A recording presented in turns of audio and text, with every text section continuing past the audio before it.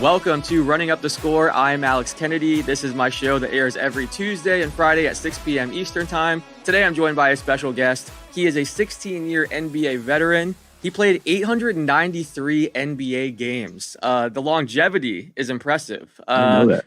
Yeah, I'm joined by CJ Miles. CJ, how are you? I'm good, man. How you doing?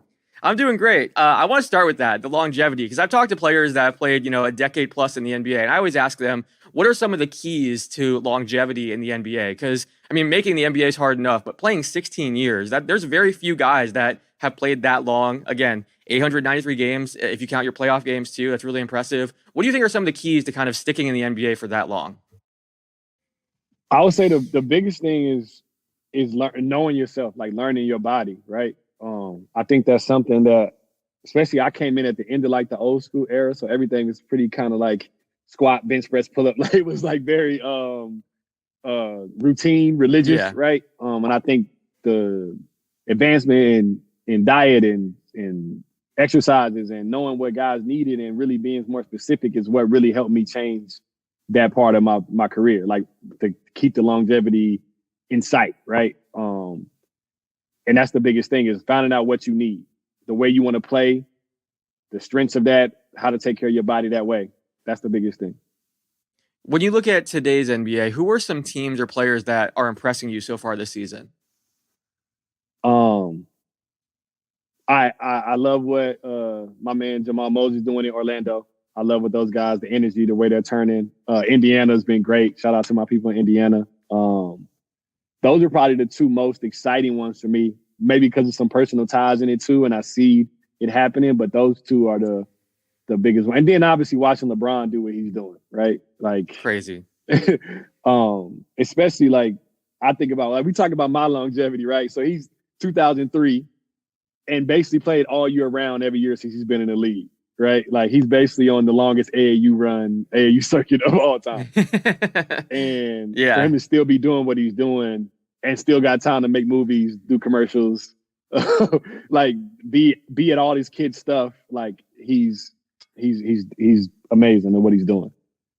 Yeah, I think fans obviously respect the longevity there, but like they don't understand what it's like to play an NBA season and keep your body in shape and, how sore you are when you wake up the next morning after a game. So for someone that's actually done it, it just blows my mind that he's able to do this. And I know Maverick Carter's talked about how he spends like $2 million a year on his body, has the hyperbaric chambers and cryotherapy. And I know some of his teammates, like Iman Shumpert, had said that LeBron puts his treatment before everything. Like he will not.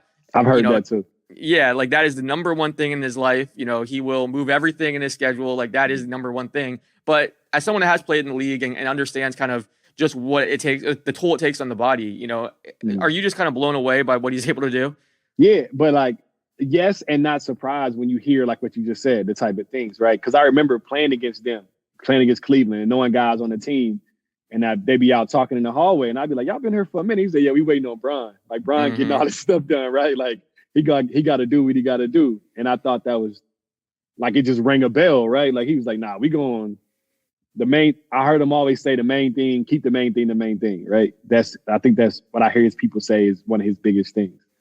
And you can't get bored with the little things through that run. I think that's the biggest thing too. I probably should have said in the beginning, like the things that make everything go well, just because things are going really well, you can't kind of relax on those. You got to understand the hierarchy of everything and how much that smallest thing really means, which goes back to knowing yourself. Like, how much do I really need this time for this, that, and the third?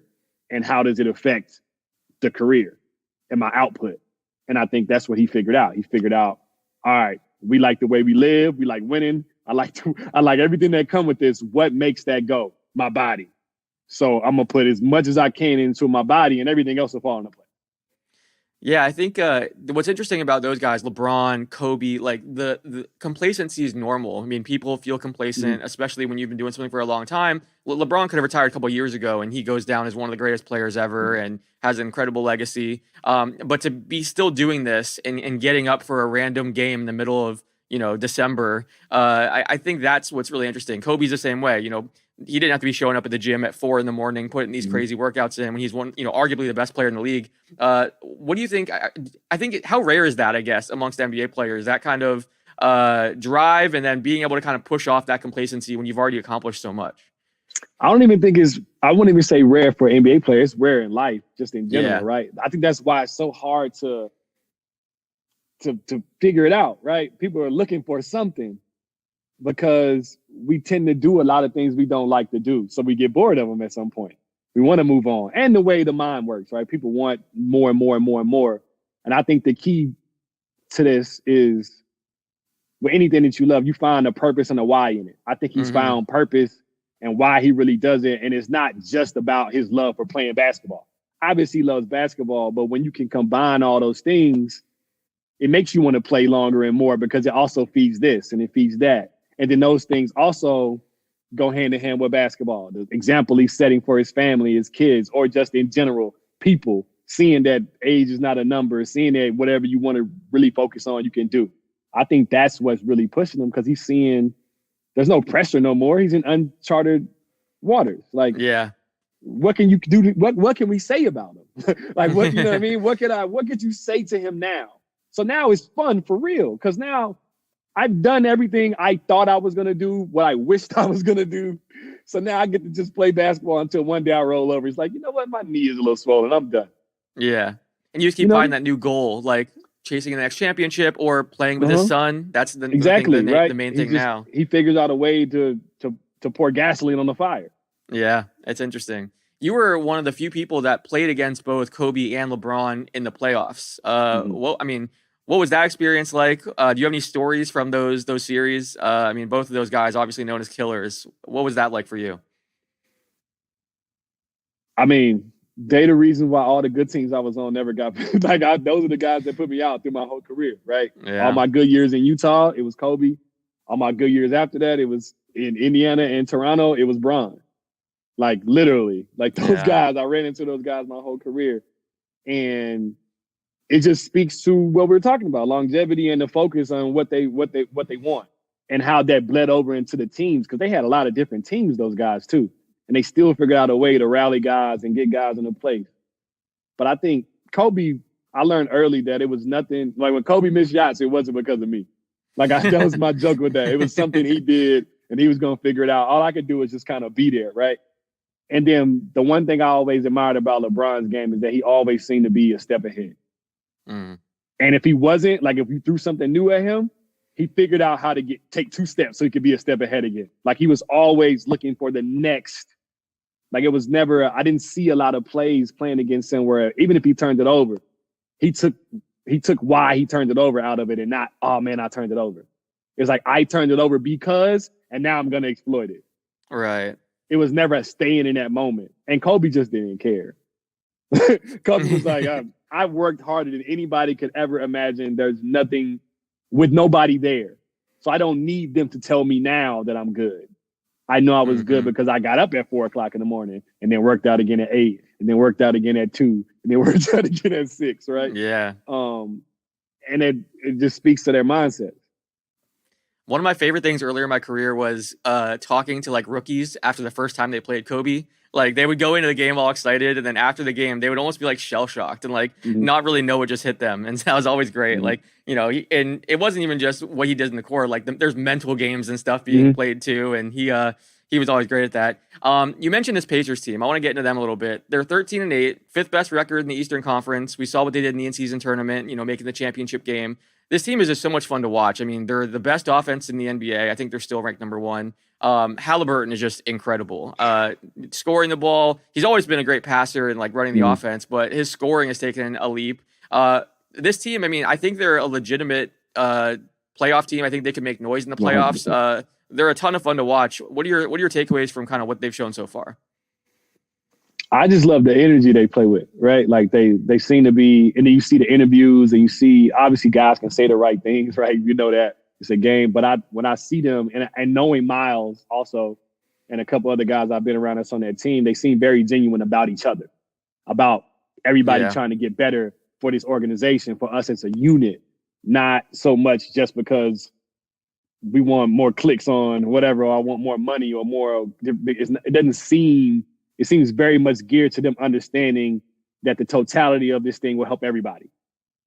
Mm-hmm. and they want a sense of pride brought back to Indiana's name and that culture. That's basketball. That's a basketball city.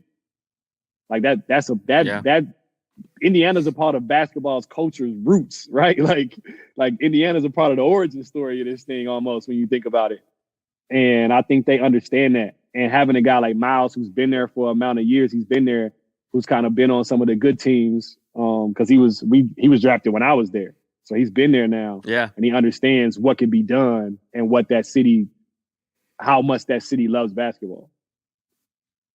Yeah, I interviewed him a year ago, and he was saying, after signing that extension, that he hopes he can stay there his whole career. I mean, there's been so many trade rumors that's been brutal for him, but I mean, and they did move a lot of veterans, obviously, in the past couple of years, but I think he wants to stay there. I know he and Tyrese are really close. I think Tyrese, he says the same thing. Is that he's like, I am a Midwest guy. I love it here. He's showing up at high school basketball games and like winning over the community. It just seems like a perfect fit. Like that marriage is working really, really well with Tyrese, Miles, and I'm excited to see what they can keep doing. I mean, as they keep developing and gaining chemistry and everything.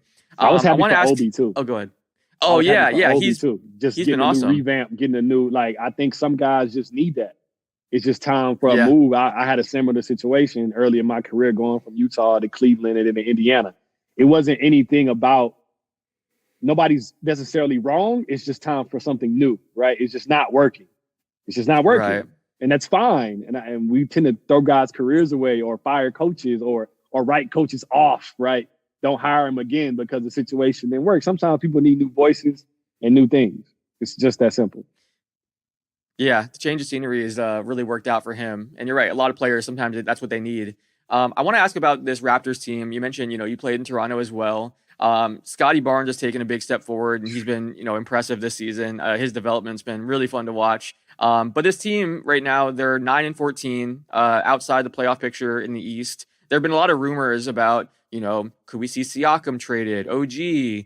What are your thoughts on kind of where Toronto goes from here? Do you think that they stick with this core, or could we see them, make a move potentially?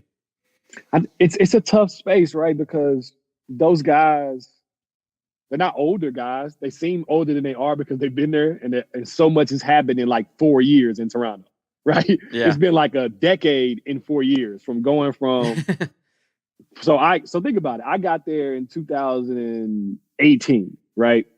And they're in the middle of like the best run this franchise has had in a long time. We were number one team in the league at one point during this stretch. Goes from everything that's built the foundation being out, new person in, championship, to back down, to back up, pandemic, all these things that happen, the bubble, the whole, and it makes those guys seem like they've been there for so long. So I don't know if it needs to be blown up. I think there's stuff that needs to be moved around, yes. But I also think that impatient look on it because of what's happened is going to cause the blow up.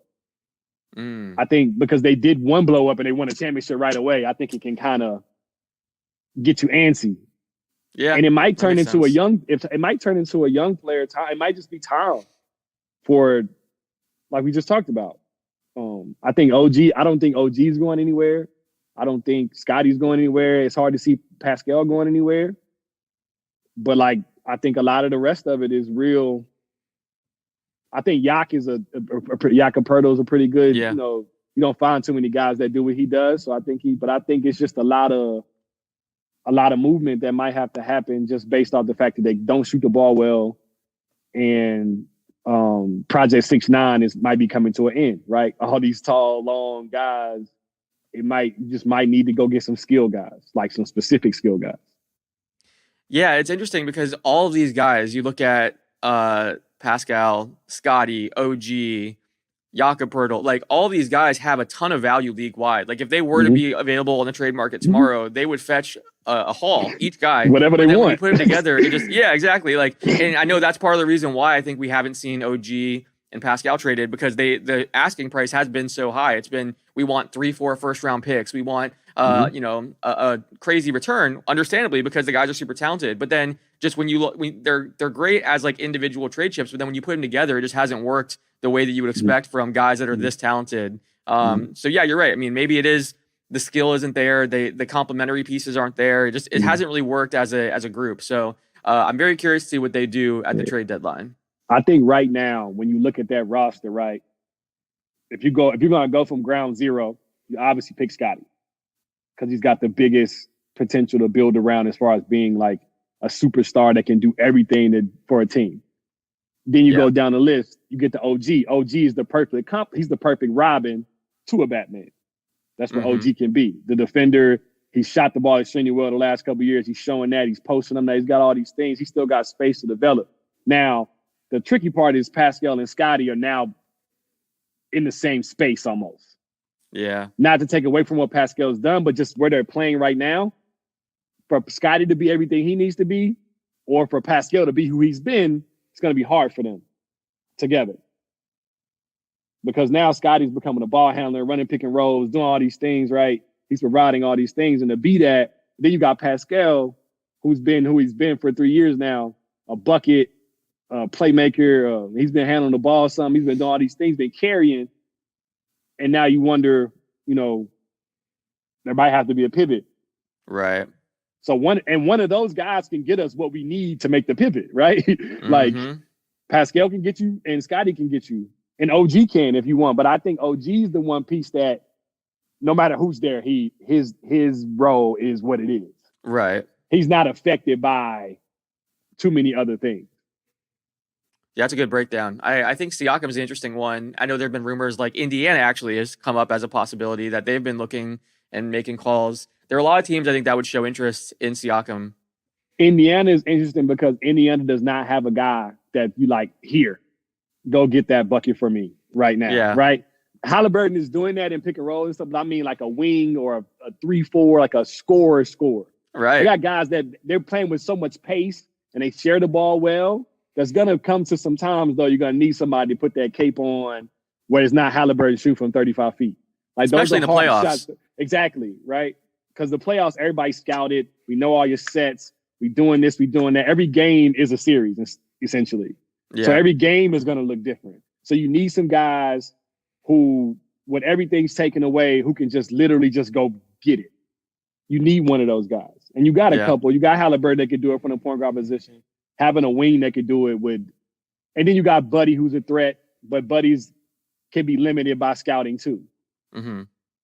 Yeah, that'd be a really interesting fit. I think there was a report that they're looking for a big athletic wing, and then there was another report that they've made calls about Siakam. So yeah, I think Indiana, with what they've shown already this season, I would not be surprised if they're a buyer at the deadline and if they're making that call for a Siakam or someone that could kind of fill that role that you're talking about. I'm at that first playoff series for sure. If he goes there, I'm definitely pulling up. Oh, yeah.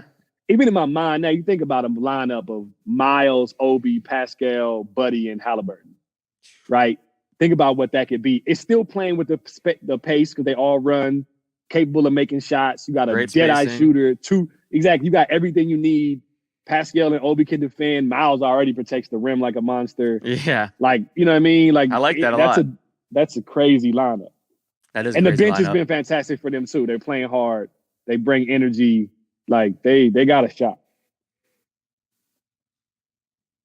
Yeah, I give their front office a lot of credit. They've made some really good moves. Like, I love the Bruce Brown pickup last offseason. You mentioned Obi. They've drafted well. So, yeah, I think they're in good hands there. I'm excited to see what they kind of do going forward because they have a really bright future. I want to take a moment to thank our sponsor, Prize Picks. If you haven't tried daily fantasy sports on Prize Picks, you're missing out. You pick 2 to 6 players and whether they'll score more or less points than their Prize Pick projection. If you're right, you win big. You can win 25 times your money on any entry. At Prize Picks, you aren't competing against other people, which might include experts and sharks. It's just you versus the projections. Prize Picks offers projections on virtually every sport. NFL, NBA, MLB, NHL, PGA, college football, college basketball, soccer, WNBA, esports, NASCAR, tennis, MMA, boxing, and more. You can mix and match players from different sports, so you could have Steph Curry and Patrick Mahomes in the same entry, for example. If you download Prize Picks today and use the promo code RUNNING, they'll double your deposit up to $100. That is the promo code RUNNING, and they will match your deposit up to $100. It takes 30 seconds or less to build a lineup. To show you how easy it is, I'm going to build an entry right now. All right, we're on Prize Picks. They have a Taco Tuesday deal right now where Jason Tatum, his projection is discounted. Let's go more than 22.5 points for Jason Tatum tonight against Cleveland. Let's go over to assists. I like Devin Booker tonight, more than 7 assists. And let's go over to the NFL and receiving yards.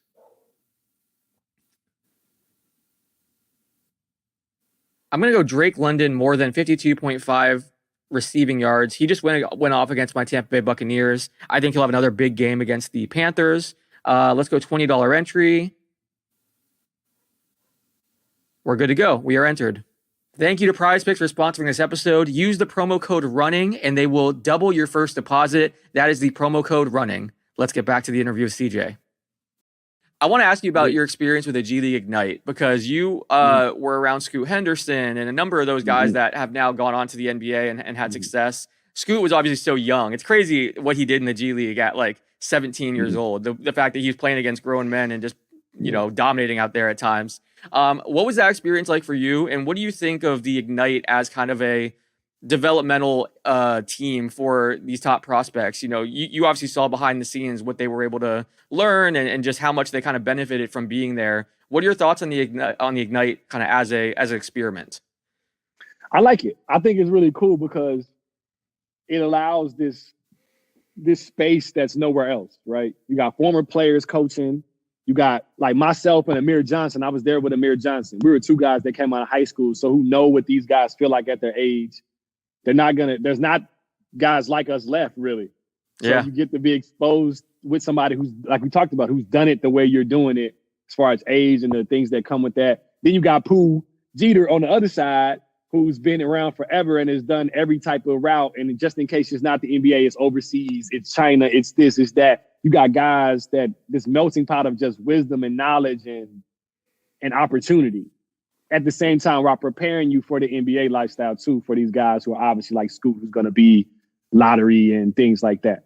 I think that it just provides a space that I wish was more like that when I was coming in, because when I came in, nobody knew what to do with us. Like it was right. Like, you know what I mean? Like LeBron's like the most special case in that situation. And Dwight Howard to an extent. Mm-hmm. Those guys stepped into spaces, body ready already to an extent, able to handle. That made a big difference. And then just being able to go play and kind of groomed for that coming up. Like I wasn't on Sports Illustrated when I was a sophomore in high school. Like, you know what I'm saying? Like I wasn't groomed for the jump.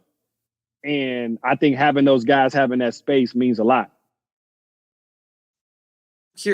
I'm curious, making that leap to from high school to the NBA, you were a McDonald's All-American, Texas Mr. Basketball. What went into that decision for you? And then do you think now they should get rid of the age limit? Because I've talked to different guys that made that leap. Like Tracy McGrady, for a long time, he was like, no, I think guys should have to do 2 or 3 years of college before going to the NBA. He kind of, he's obviously a success story as well, but he felt like guys should be more prepared before going to make that leap. Whereas other guys are like, no, you should be able to make that jump as soon as you're ready, be able to make money for your family. Now it's a bit different because you do have Ignite, Overtime Elite, you have NIL deals. Like it's changed a little bit, but what was that leap like for you? And do you think guys should be able to do that? So it's a trick thing, right? You probably should listen to the people that did it, right? Like, you know what I'm saying? Like, I think that's the way they should look at it. Like, you got these guys who did it, even successful guys. Like, I'm not Tracy McGrady, but I played 16, almost 17 years. And I would tell you that I would have benefited from going to school. I'm not saying I regret making the jump. I just know the things I would have benefited from because I went through it. Right. And I know how hard this is to do, to stay and to stick and to play and to deal with some of the things that come with this. Not just the age thing, but just the league in general. So I'm thinking more about people for longevity, not for them being able to make money for their family. I understand the need for that, but if we can make it another year and a half, I would tell you to take that year and a half so you can turn that what's about to happen into 16 years instead of 3 or 4, right? Because then when that water get cut off, and everybody's used to living a certain way, and now you got it. Like now it's a whole nother monster. Right. That's what I look for. I think basketball is going to be there if you take care of yourself, and if you're that good now, imagine how good you could be, in a year and a half. And everybody's saying, well, you never know what could happen. I hear you. Yeah. But I also know what could happen if I do what I'm supposed to do. Like if I take care of myself. Yeah, go ahead. What were some of the things that you feel you missed out on? Were they on-court things, like in terms of your development, or were they like off-court things, like the college experience and taking classes? Like, what do you feel like you missed out on in that time? So the one thing is when you come in, before the G League stuff was like it is now coming, it's a very lonely space to be in. So you don't, I think college, and even this part, coming in and seeing guys who went to certain schools or rivals with other schools and the camaraderie they had, even without knowing each other yet, it changes. Like, remember, these guys, even getting drafted, they come from similar circles. Like, I'm coming out of high school, nobody knows me. I've not been around anybody. There's none of everything is new. I was not able to do the things I'm doing that I'm able to do now. I don't know any of the guys for real. I'm not. Kind of looked at as the kid. Yeah, I was the youngest player for 3 years in a row after the draft. Wow, yeah. You know what I mean? Like, so guys got families because the league's still older at my time too. It's still a little older. It's 2005, so we still got, it's still very grown men. As we wearing the dress code comes, we wearing suits to the games, right? It's still very, so it's just a different thing, and that's what I mean by having that space to just know yourself some more and get around, get outside of your house, like not fully blown outside of the house, but at least enough where you can test the waters and somebody still can catch you. Because once you get to the league, nobody's catching you, right? That's interesting. Yeah, that makes sense. You know, like there's no babying for that part. If this check isn't enough for you to want this, then I can't help you. You had it tough too, going to Utah with Jerry Sloan. I've talked to Deshaun Stevenson about that as well. Like he told stories in this podcast about how, he'd be in his hotel room like crying and like, maybe I'm not cut out for the NBA. Maybe this isn't for me. Like it's affecting my mental health so much. I am not playing. Like, and he said the locker room was tough for him too. Like there were times that like the older teammates would give him a hard time and like he just did not feel part of the team. So that made me think of it when you're talking about just kind of being on the outside. Everyone's married, kids at a different stage in their life, and you're a teenager. Yeah, a kid. Did you kind of feel the same way that Deshaun felt? I mean, not exactly, I'm sure, but like, what was it like kind of going into a situation where you're playing for Jerry Sloan and then you have a lot of veterans on the team? Like, what was that like for you? Yeah, because there's an aspect of it I don't even understand, right? Because one, I don't view me coming in as me taking money from some guy's family. Oh, that's what Deshaun said too. He was like, I'm going in thinking we're all best friends, we're teammates, and they're like, get the hell out of here. You're coming for my job. I don't have that. I don't have a family. I've been the kid. I'm still my mom's baby. Like I don't have this grown man mentality on the way this looks. So that does a number on your confidence because you're looking around like, well, maybe I shouldn't be the one taking money from this guy's family, or maybe I am in the way, or maybe I'm not, like you said, supposed to be doing this. You know what I mean? Like it's all these things from the outside that you never even could have imagined would be a factor.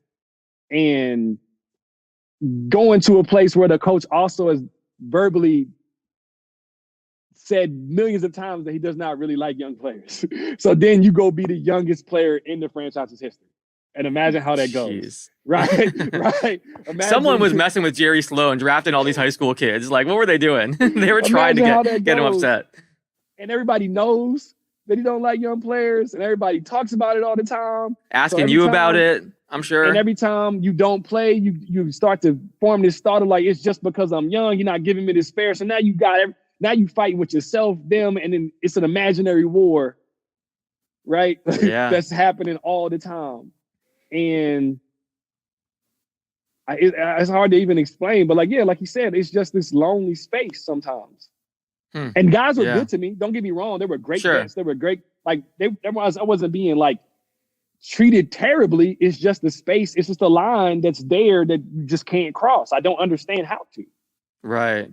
How did that experience make you a better veteran for younger players when they came in? Like, were you? Again, you were added to the Ignite so you could kind of be that veteran mentor for these young guys. And throughout your career, I feel like you were always kind of known as like the glue guy, the OG that was, helping younger players. Did you kind of, because you went through that, did that make you want to be better to young guys? That happened so fast too. Like I got considered that when I was like 25 because I already been in the league 8 years, right? So like when I got to Cleveland, I was looking at myself when I saw Kyrie, Deion, Tristan, and all those guys, right? Obviously, they were higher draft picks and things. I just mean the mentality and things they're trying to figure out. And I definitely just took pride in making myself available. Mm-hmm. That was the biggest thing. Because I felt like all I really need was to feel like someone was available. I didn't always need something. I just needed to feel like I wasn't alone. Yeah, you had support. Yeah, like I was fine with working and carrying my own load and doing certain. I just needed to know that it was recognized and it was, it took so long to feel like I belonged. Right. You know what I mean? Like it took so long to feel that way, and I had to do it by myself. Because we're That's also tough, looking especially at, that age. That's so tough. and player development is not like now either, right? So Mm-hmm. we got 3 coaches. There's 5 coaches. There's Yeah. Coach Sloan, Phil Johnson, and then there's Scott Layden, um, Coach Corbin, or maybe there's only 4 coaches. And then Jeff Hornacek comes later. He's like in and out.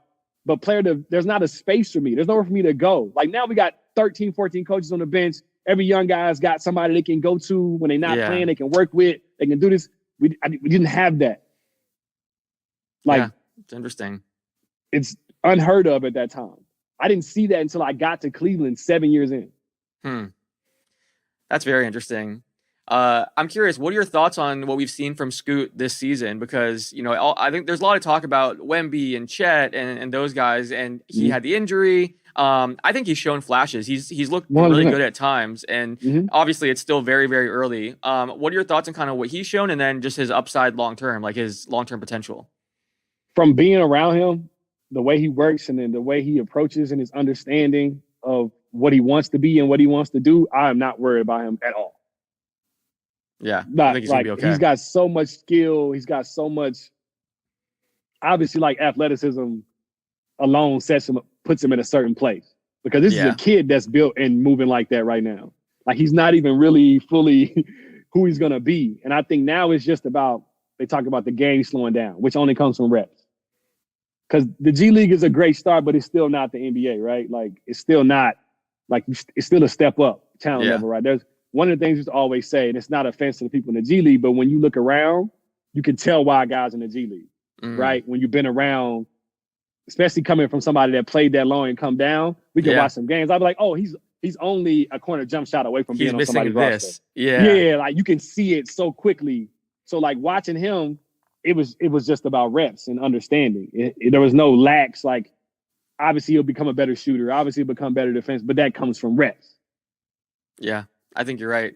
Well, you mentioned one thing I want to ask you about. I think a lot of fans, again, they kind of have the same mentality as like you did when you came into Utah, where it's like, oh, this is my favorite team. All the guys are best friends. They get along. And there are teams that are like super close knit. Like this team in Orlando, I'm based in Orlando, so I've spent time around this team. And like they really do feel like more like a college program where they're all buddy. Cole Anthony gets his extension and they all go out and celebrate and they're pumped for him. Whereas that doesn't happen on a lot of teams because they're all kind of fighting over the same salary cap money. And to your point, one guy gets more minutes, that's taking minutes from someone else. One guy gets paid, and that's one less guy that can get paid. Like, can you kind of speak to the interesting dynamics of an NBA locker room? Because obviously you have to be a team and support each other, and the chemistry and continuity is important and all that. But it's also competitive, and maybe fans don't realize kind of just how complex those relationships are. I think one of the things you got to look at too, from like speaking on like when I first came in the old school way of things a little bit, is that the money is so different now. True. Like there's so much money, right? So like a guy didn't think he could make a living cheering for his teammates. He was not going to get paid for being you know what I mean? Like the amount that the guy can get paid for being, like this is no offense to guys, but look at the guys over the past few years that we've seen that have strictly been glue guys and how they made themselves a living. Yeah. PJ Tucker has played for 100 years now being a glue guy. Right? And we know bigger name guys from the last, like Jared Dudley had this resurgence of his career from just being that right before he went into coaching. Like we see this space for that. So it allows guys to understand that at least I know I have a role even when I'm not playing. Be prepared and be able to do that. I see the effects. It's been rewarded for being that. So now I know I still got a chance to keep myself around till I get my real opportunity. It didn't used to be like that. So it was like this cutthroat thing. It was like, nah, I don't care about what he got going on. I need mine. And I think winning teams have also taken care of their guys so well over time. It speaks to that too. Like, yeah, we understand you only play 15 minutes a game, but you are part of what we've done and how we do it. And we're going to take care of our guys to keep this locker room sane. There's a lot more protection in the locker room now. Yeah, I agree with that. Yeah, I think those guys that another thing fans don't realize is just like the guys that have that impact in the locker room. Like, Mm-hmm. they see what happens on the floor, but they don't really see the dynamics and like who's a vocal leader in the locker room and Mm-hmm. who's friends with everyone and kind of keeps everything Mm-hmm. kumbaya and behind the scenes. Like those things are really important too, obviously. And you need the guys that remind you of the goal all the time. Yeah. Because there's so many, like we talk about, so many voices. And this is not a shot at media, but media, they got to write their stories. They got to point out stuff. They got to do this.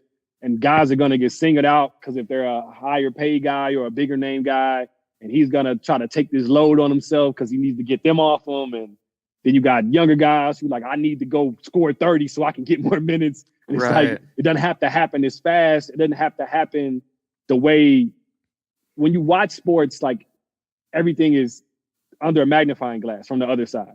When you're in the locker room, we know we got 82 games plus playoffs. Mm-hmm. So like I'm not looking at it the way it's presented back to me though. Every day it's presented to me like it's the end of the world. Yeah. But when I finish the game, the next day I'm going back to practice and I'm going to do my routine and I got to play again on Thursday and Saturday. Nobody cares about Thursday and Saturday on Monday, but us. Right. I've seen fans that are like, why isn't this guy more upset after a game? He's happy in the locker room afterwards. And it's like, do you understand how crazy he would go if he like had the same highs and lows you did emotionally after games? Like that's what you want to see. You want to see a guy that doesn't get too high or too low and that can like protect his sanity, because that would be nuts if after every game guys are punching holes in the walls and going crazy. Right. Like I always find that funny. Like again, fans think I'm pissed off, so they should be pissed off. And it's like, well, I'm sure they're frustrated, but you don't want, the whole locker room going nuts. And that's how you have fights and craziness in the locker room. And it's also like I was saying, like, all right, it's almost an excitement to it when you look at it the right way of like, why did we lose tonight? Yeah, yeah. What can we learn from this? And if I know we lost because one, we could just be tired. We could have played 4 games in 5 nights. Whatever the schedule loss. I know they're doing begging with the schedule, and there's nights like that where you going in on an uphill battle. 2, there's nights where shots just don't go in. Right. We executed. We did what we were supposed to do. We just didn't make shots. I'm not going to be upset about that happens some nights. Now, if it's an effort thing, we're upset. Like if it's a thing where it's just like you blatantly disregarded the game plan, played like not yourself. Now we got some things we got to talk about. But we looking at the game, it's nights you're going to lose games. Right. It doesn't matter if that team is 1 for 20 or undefeated when they come in your gym. Tonight is all that matters. These 48 minutes, I just got to be better than you for these 48 minutes. Mm-hmm. Like, so I can be better than you on any night. Yeah. You mentioned the media side of things, and I'm curious, now you have some experience on the media side now. You had your podcast, Strictly Hoops, with CJ Miles. You mentioned like the narratives, and you've obviously been around this league a long time. You've been around a ton of media members, and now, you kind of are doing your own broadcasting thing a little bit. Has your opinion of media changed at all? What are some things you've learned, I guess, now kind of being on the other side for 2 seasons? And also interacting with a lot of media members and stuff. Like you've kind of seen it from all angles now. So I'm curious, what are your thoughts on it and how have your opinions changed? Just not a lot. Like, cause one of the reasons I also was intrigued with this space was being able to be in a media space and not be media, right? Like, it'd be looked at as me getting to just be a former player and not have to adopt any, like, I don't have to have a draw. My draw is that I played for 16 seasons. So I don't have to say anything crazy that's not based in fact to get an emotional pull from anybody like we see some things do in the entertainment side of media. Because we also know there's levels to media too, right? We got the guys who literally just do things to get the seesaw up and down or whatever. And then you got the guys who just literally watch every single game and break everything down and really follow and really want to have a consistent, steady base of just information for the fan to do with it what he wants, not for me to sway you. Those are the 2 sides of that, right? And I get to speak from just an experience side, like we talked about, from being in the locker room, which we got more guys doing it now, which is not represented. So I just look at it as just be honest, and that's my draw because I know what's being said in the locker room right now. Yeah, one of the things I always tell, we had a bunch of former players on our staff at Basketball News, James Posey, Atan Thomas, Rex Chapman. And one of the things I always tell, Kenyon Martin, I always tell guys, like, there's a lot of different media jobs. Like, everything goes under the media umbrella, but, like, technically, like, TMZ is under the Yeah. media umbrella. So I always tell people, like, there's a big difference between like national reporters and beat writers and gossip columnists and like the hot take artists that we see on TV that are just trying to get a reaction that sometimes they don't even believe the stuff they're saying, but it's all for entertainment. Like, but so when players are like, "Oh, I hate the media," I'm like, "Yeah, I get it." Like, you're thinking the first thing you think of is, you know, the guy on TV that's criticizing you and the gossip site that's, you know, sharing pictures of you and your girlfriend when you go out of your house, or, you know, putting crazy rumors out there about you. So like, yeah, like there's a lot of things that fall under that media umbrella. So it's just, and we all have different jobs, different goals, you know, trying to do very different things. And as a player, I always looked at the media a little different. So I looked at it like it's their job. They gotta do their job. So I felt like if they wanted to speak to me, I'm not gonna give them a chance. I'm gonna make sure I speak in a way so it can't be used in a different way, a certain way, right? Like it can't be. I can't complain about the quotes they put in the paper if I said them, right? Like, right, yeah. Like that's the way I used to look at it. I know you can chop up words and take a quote out. I know that, but at least there's always a place where we can go get the context from if I say what I mean and not let things run. And then some things you just don't answer. They're not worth an answer. But I always looked at it. I had a respect for it because I was like, if I don't want to be misunderstood, speak in a way where you're understood. Like, yeah. I think there's a lot of good that comes out of media now too, like telling guys stories and help promote things. I think it also helps too that so many players have their own platforms now too, with social media and the Players Tribune and podcasts. Like, you know, they can clarify things if something is taken out of context, or, you know, they can talk directly to their fans, which is awesome. But last question for you. I like to play a game with different players when they come on, especially guys who were in the league for a long time and had a lot of teammates. I call it teammate superlatives, and I throw out different topics or different superlatives, and you name a teammate. So for example, funniest teammate, and you can name who kind of jumps out at you as like the funniest guy you played with and why. And I have a few of these for you. So let's start with that. Who is the funniest guy that you played with throughout your time in the NBA? I don't have one guy, but you can have a couple. Like there was a group. So when I was younger in Utah, the funniest group of people I've been around was like me, myself, Darren Williams, Ronnie Brewer, Paul Millsap, Ronnie Price. Like that group of guys, like when I think about funniest things done in the NBA, like those names always come up. We had so much fun, and they were the closest to my age at that time. They started coming in, right? They were still older, but so I had a little bit more in common with some guys. And I just remember all we did was laugh.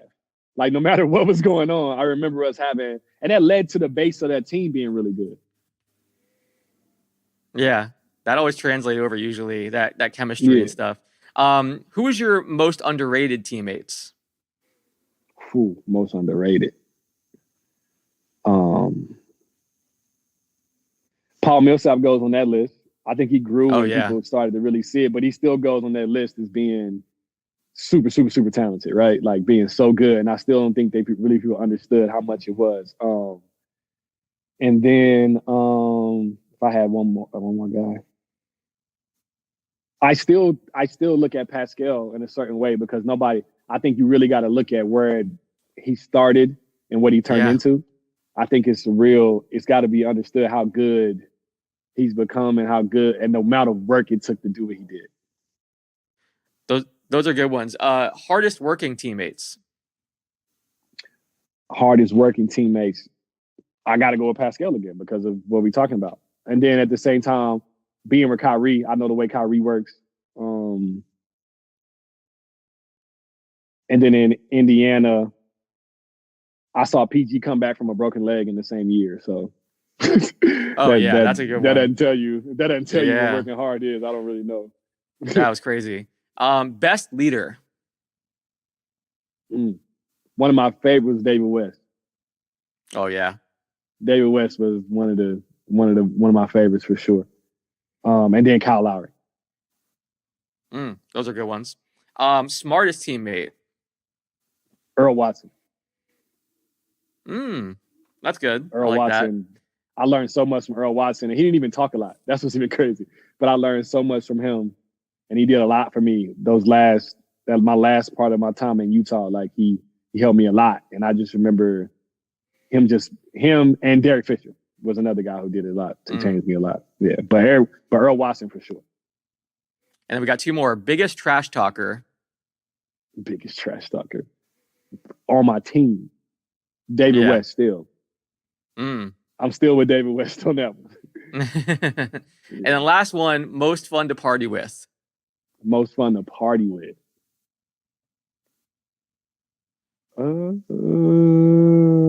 I'll probably go back to that young group that I was with, because we were young. That was when I did it. Like, you know what I mean? So like, and that's not even so much like being in a club. It's just in general. Like Halloween parties at each other's houses. Yeah, you were in Utah, so. Yeah, so like we did a lot of but those guys, we had a lot of good time. I actually went to Darren's Halloween party this past year. Same nice. Energy. Same energy, that's awesome. Right? So like that's cool.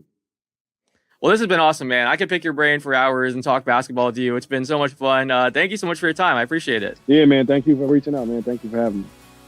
Keep up the great work. Again, everyone, make sure you guys are following CJ. Does a great job with, breaking down the game, knows the game really well.